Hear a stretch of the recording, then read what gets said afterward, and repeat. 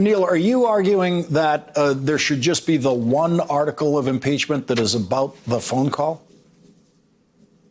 No, I think that the phone call actually sets up two different articles of impeachment itself. One for just abuse of power, and the second for bribery, which is, of course, a phrase in the Constitution, a crime in the impeachable offense in the Constitution itself. But then Article 3 must be obstruction of justice, because if this president is allowed to say on his own, "Oh, I think this impeachment inquiry is illegitimate, and I'm just not going to turn over anything," and prevent the entire executive branch from turning over anything, any president could do that. President Obama could have done that. A President Elizabeth Warren or Bernie Sanders could do that. That is the complete destruction of our separation of powers. And the stakes here are immense. And so even for those Americans who can't really figure out what's going on with Ukraine or this and that, I think the simple question they have to ask is, do you really want a world in which a president on his own can say, when there's something as solemn as impeachment, I don't have to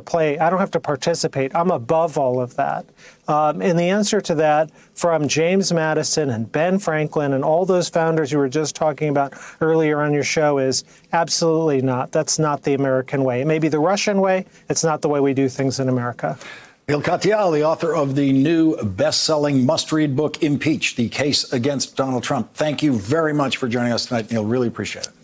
Thank you. Thanks for checking out our YouTube channel. Subscribe by clicking on the button below for more from The Last Word and the rest of MSNBC.